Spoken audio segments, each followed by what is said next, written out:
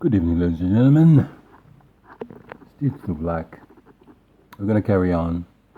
Chapter 3 now. This is where things get a little bit more interesting. Because now, one of the things that creepeth, that the Lord God created, came to the woman. You see, now the serpent was more subtle than any beast of the field, which the Lord God had made. That's what I said. And he said unto the woman,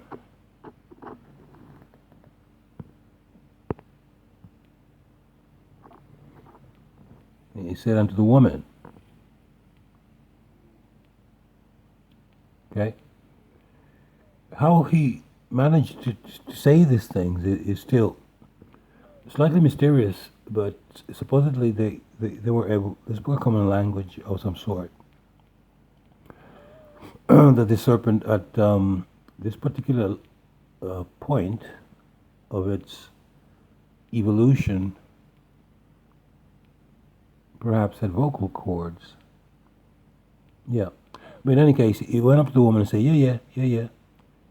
Hath God said, ye shall not eat of every tree of the garden? What's up with that? And the woman said unto the serpent, we may eat of the fruit of the tree of the garden, but of the fruit of the tree which is in the midst of the garden, God hath said, ye shall not eat of it, neither shall ye touch it, lest ye die. It's a bit extreme. It's a bit extreme, but in any case, we carry on. And the serpent said unto the woman, ye shall not surely die. You see, for God doth know that in the day ye eat thereof, then your eyes shall be opened, and ye shall be as gods, knowing good and evil. All right? Bloody hell. And when the woman saw that the tree was good and for food and whatnot, and that it was pleasant to look at, pretty looking tree, it's pleasant to the eyes, it says, and a tree to be desired, to make one wise. Okay. She took of the fruit thereof, and did eat, and gave a little bit of it to what they call her husband. Obviously, the marriage ceremony happened between somewhere in chapter 2. Yeah, the marriage ceremony must have happened somewhere in chapter 2. But then they married, and she gave some to the husband, and then their eyes were opened, and they're in trouble. So what they did was, they picked up a bunch of leaves, figgy tree leaves, and made aprons out of them. I don't think I've ever seen a fig, a fruit, but I've never seen the tree where it comes from. So I don't know what the leaves look like. I'm gonna look it up in the images on the internet line thing. So we see how they were able to fashion these aprons out of this thing. But in any case, they ran away when they heard God walking around in the garden, trying to hide under the bushes. But guess what? There was no one else around. You're just going to see, there's you. You might have fashioned some aprons, but I can still see your ass in the bushes.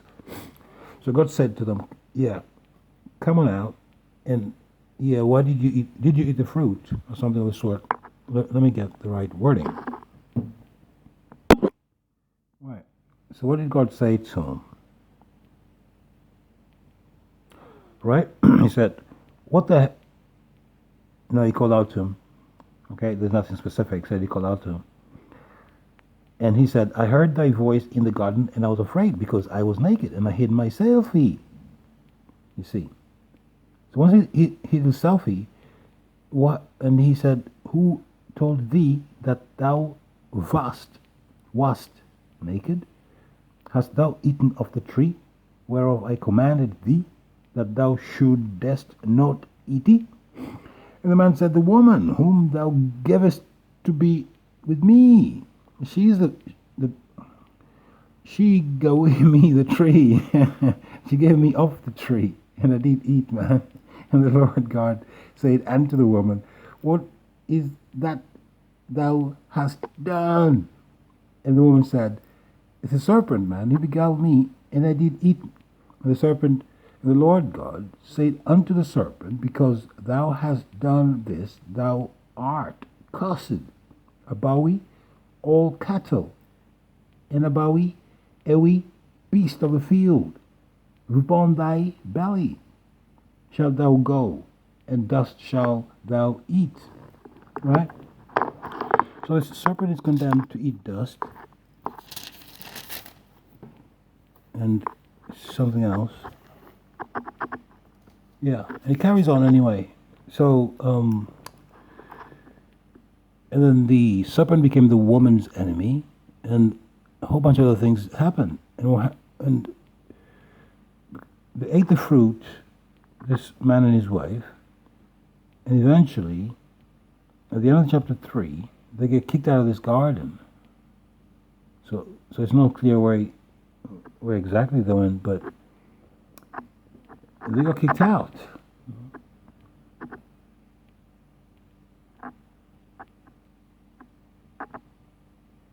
Wow. So they told them to go make coaties of skinnies and clothe them.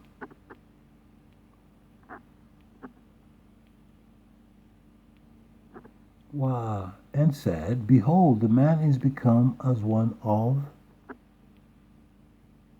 us, to know good and evil.